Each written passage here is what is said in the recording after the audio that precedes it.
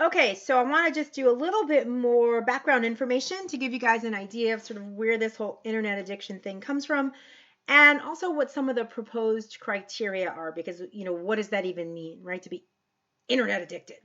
Let's talk a little bit about the proposed criteria. This is on slide number 6.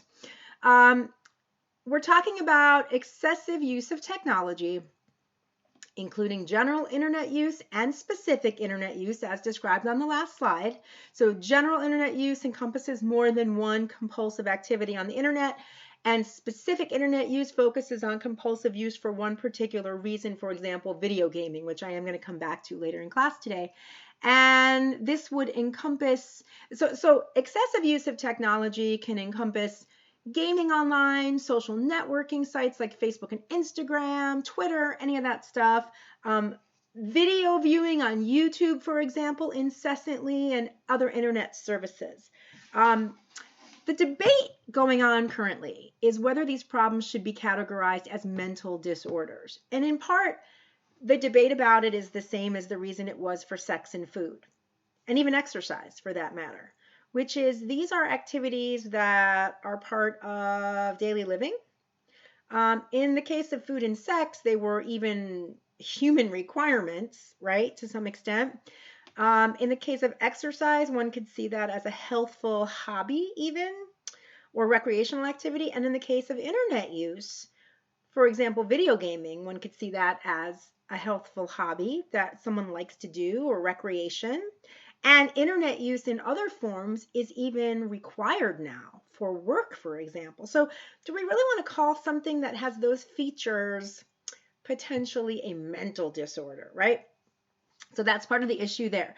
Internet gaming disorder, otherwise known by the acronym IGD, was included in the most recent version of the DSM-5 specifically, but it was included as, quote, a condition warranting further study, meaning there's reason for us to study it, there's reason for us to explore it as a potential form of dysfunction, but it has not yet risen to the level research-wise of definite inclusion as a mental disorder.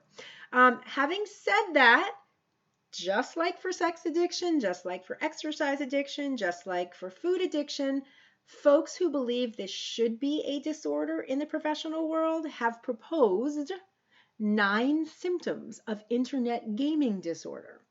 And you will see that these symptoms try to align substance use criteria, which you're well aware of from prior lectures, and gambling disorders, which are also in the DSM-5, trying to align those criteria with internet gaming compulsivity. So here we go. As related to use of the internet specifically for gaming, there is preoccupation, meaning the person is always thinking about playing games online. Withdrawal intolerance, which you guys are so well aware of at this point, meaning the person needs higher levels of play to get the same desired consequence out of doing so, whether that's stress relief or whether that's enjoyment. Withdrawal, if they don't engage in the activity, then they feel uncomfortable emotions, they feel other negative psychological consequences, things of that nature. Inability to reduce or stop despite a desire to do so, and giving up other activities in favor of doing so. So here we're talking about, even if the person is realizing, oh my God, I spent 12 hours gaming last night or yesterday online, and I didn't do my homework, I didn't do my preparation for my presentation at work, I didn't spend time with my kids, they're still doing it anyway. And they're giving up other activities they used to find important and valuable because they're spending so much time online gaming, right? So they're not getting work done, and then they're getting in trouble for not getting work done, or they're failing a class because they're not getting work done, or their kids are saying, Dad, Mom, you never spend time with us anymore, you're always on the computer, things like that. Deception or covering up the amount of gaming, just like when people who are engaged in overuse of substances might lie about how many drinks they've had or lie about how often they've been drinking. The idea here is that people in their lives might be saying, dude, you're always online on gaming. Jesus, why are you always online gaming? And the person is saying, what are you talking about? I was only on for, an hour yesterday. I've barely played this week. And actually, they've been on it for 10 hours, right? Kind of like when people say, I only had 2 drinks and they had 20 drinks. This is what we're talking about. Using gaming to escape adverse moods. So this should sound similar to you, right? The idea that people who have a problematic engagement in something, whether it be substance use, whether it be gambling, whether it be eating, whether it be sex, whether it be exercise, and I talked a lot about this for exercise addiction, they start to do those activities really as a way to manage uncomfortable mood states, manage their emotions, depression, anxiety, etc. Next, risking or losing relationships or opportunities, such as educational or career opportunities, because they're gaming all the time, right? So they were supposed to go on a date with someone, but instead they gamed and they canceled the date.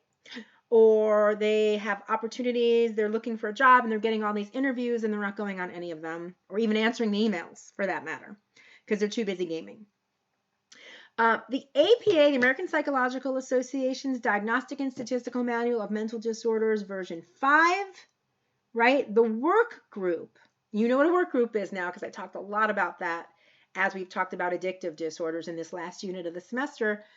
That work group for substance use disorders actually found less evidence to support the inclusion of internet addiction as a general mental disorder problem, and really cautioned that we really need more data. We need more systematic data, meaning we need, I can't talk. Let's try this again. We need more systematic data, meaning we need data that shows replication with similar samples, similar size samples using similar methods.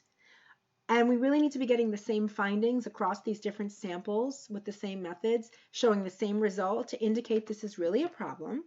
We need to use proper methodology for making these conclusions that it's a problem, right? So they said, listen, we really need to study this more and collect more data to see if gaming and other forms of excessive internet use should be considered separately.